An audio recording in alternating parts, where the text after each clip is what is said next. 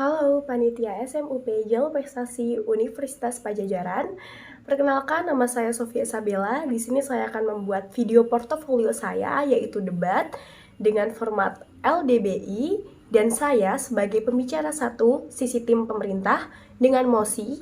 Dewan ini akan melarang pemerintah menentukan tarif penggunaan jasa layanan online seperti Grab, Maxim, dan lain sebagainya.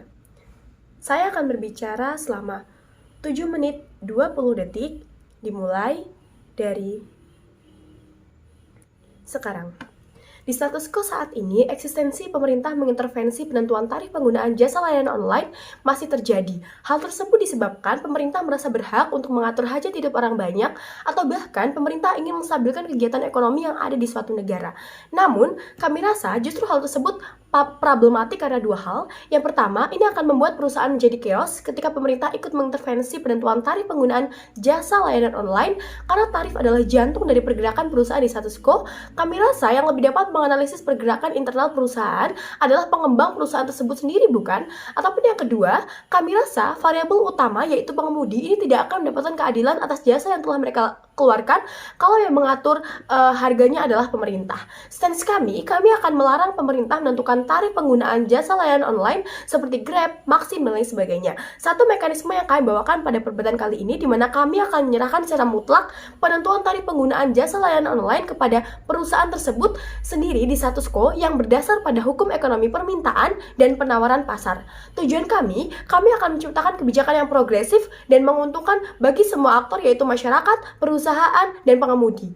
Masuk ke kontribusi saya. Yang pertama, mengapa pemerintah tidak berhak menentukan tarif penggunaan jasa layanan online?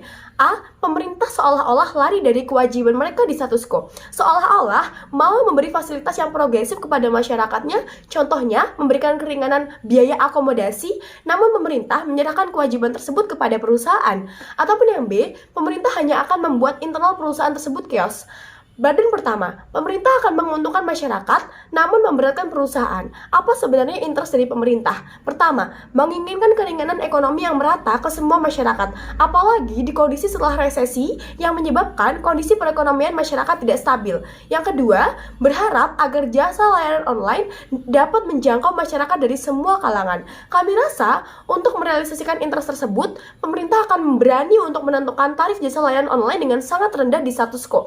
Contohnya, yang normalnya tarif tersebut adalah 2.500 per kilometer, ini akan diubah menjadi 1.500 per kilometer, bukan? Mengapa hal tersebut dapat terjadi? Yang pertama, pemerintah berharap tarif tersebut dapat meringankan semua masyarakat. Yang kedua, pemerintah yakin perusahaan tidak akan berani protes dan melakukan demo karena hal tersebut akan mengaruhi hegemoni perusahaan di status quo. Hegemoni buruk ini akan mengaruhi indeks saham mereka di pasar modal, bukan? Mengapa hal tersebut akan sangat buruk? Karena tarif dari jasa layanan online akan dibagi kepada pengemudi juga, yang berarti perusahaan hanya mendapatkan sedikit keuntungan. Apalagi jika tarif terus direndahkan, hal tersebut akan menyebabkan income akan menurun dan memberatkan perusahaan dan pengemudi. Even if kebijakan ini telah menyesuaikan pendapatan setiap masyarakat di semua daerah, tetapi sadari, harga BBM di semua daerah sama, bukan? Terlebih lagi, pengemudilah yang menanggung semua harga BBM jasa layanan online. Kami rasa sangat tidak adil untuk pengemudi yang berada di daerah dengan tarif yang kecil, karena pendapatan mereka akan menurun namun harga BBM akan tetap sama di status quo. Badan kedua, perusahaan tidak dapat berinovasi dengan maksimal. Dengan income yang menurun, otomatis perusahaan tidak akan dapat maksimal dalam berinovasi. Contohnya, memberikan bonus kepada pengemudi, mengadakan promo, dan lain sebagainya. Karena untuk melakukan hal tersebut dibutuhkan biaya yang sangat besar. Karena esensi dari promo atau pemberian bonus pengemudi adalah Anda akan meringankan beban konsumen, yaitu masyarakat dan pengemudi, namun dengan uang kas Anda sendiri, bukan? Tetapi dengan income perusahaan yang menurun, kami rasa inovasi tersebut akan terhambat, yang bahkan menyebabkan perusahaan akan menghilangkan inovasi mereka, karena perusahaan ingin menyeimbangkan keuangan demi memenuhi tuntutan pemerintah yang menurunkan tarif jasa layanan online mereka. Terlebih lagi, tentunya setiap perusahaan telah mengkotak-kotakan biaya setiap sektor. Contohnya, Gojek telah membagi biaya ke GoFood, GoRide, GoMart, dan lain sebagainya, dan bukan hanya fokus memberikan anggaran ke satu sektor saja. Oleh karena itu, perusahaan tidak dapat berinovasi dengan maksimal. Badan ketiga, perusahaan akan mengalami stagnasi dan berpotensi berpotensi mengalami kebangkrutan. Pemakaian jasa layanan online yang terus meningkat tentunya akan mendongkrak income dari perusahaan tersebut. Namun, dengan tidak adanya bonus yang diberikan perusahaan, kami rasa ini akan berdampak buruk, yaitu menurunnya pemakaian jasa layanan online juga. Hal tersebut terjadi karena pengemudi tidak akan memiliki ambisi untuk mengejar target masyarakat karena mereka berpikir tidak ada bonus yang progresif untuk membayar lebih tenaga mereka yang sudah lelah-lelah, bukan? Atau bahkan masyarakat merasa tidak menarik jika tidak ada promo di aplikasi tersebut yang menyebabkan mereka berhenti menjadi konsumen dan pada akhirnya pendapatan perusahaan pun menurun. Yang kedua, mengapa perusahaan berhak menentukan tarif penggunaan jasa layanan online? A. Perusahaan telah diberi obligasi moral untuk menciptakan lapangan pekerjaan yang luas bagi masyarakat. Oleh karena itu, mereka diberi izin mendirikan perusahaan di negara tersebut. Namun, kami rasa untuk merealisasikan obligasi tersebut, perusahaan berhak untuk berjalan sendiri dengan beberapa analisis. Analisis yang pertama, perusahaan ingin menyeimbangkan pendapatan dan pengeluaran mereka di status quo agar kondisi keuangan mereka stabil.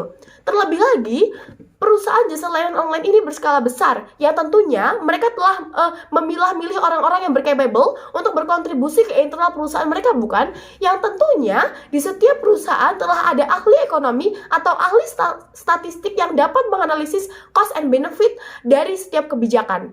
Analisis yang kedua, perusahaan akan tetap rasional dalam menentukan tarif jasa layanan online.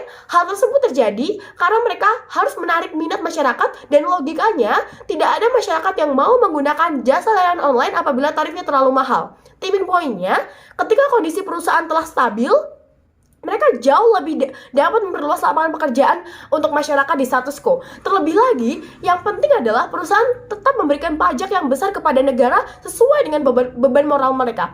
Oleh karena itu, perusahaan berhak menentukan kebijakan tarif sendiri karena para ahli tidak eksklusif hanya ada di satu sisi, bukan? Harga yang ditentukan perusahaan juga pada akhirnya tidak semahal itu dan tetap rasional karena perusahaan harus memiliki demand dari masyarakat dan pada akhirnya perusahaan tidak mau kalah saing dengan perusahaan-perusahaan lain. Seperti contohnya Grab yang bersaing dengan Maxim. Supaya memiliki banyak pelanggan, mereka akan tetap memberikan harga serasional itu. Perusahaan juga menyesuaikan sasaran yang dituju. Kalau sasaran tersebut adalah warga dengan pendapatan yang rendah, ya tidak mungkin perusahaan akan mematok harga jual yang sangat tinggi karena ini tidak akan laku, bukan? Pada akhirnya pada sisi kami akan ada keseimbangan harga dan pendapatan masyarakat. Kenaikan harga yang dilakukan oleh perusahaan itu dikarenakan harga BBM itu naik. Ini tidak hanya memberikan dampak terhadap jasa layanan online tapi mengaruhi harga bahan pokok karena mengaruhi tarif transportasi ekspor, impor, dan lain sebagainya. Maka ketika harga bahan pokok naik, UMR atau pendapatan dan gaji dari masyarakat itu juga akan naik karena UMR itu menyesuaikan dengan patokan harga bahan pokok. Karena masyarakat tetap akan dapat akses jasa layanan online. Harga perusahaan juga sesuai sasaran dan tetap rasional karena perusahaan tidak mau serugi itu. Harga mahal, tapi kalau tidak laku ya percuma. Jadi perusahaan pasti mempunyai strategi sendiri, maka dari itu bangga menjadi tim pemerintah. Demikian speech dari saya, memakan waktu 7 menit 33 detik, dan terima kasih. Selamat pagi panitia.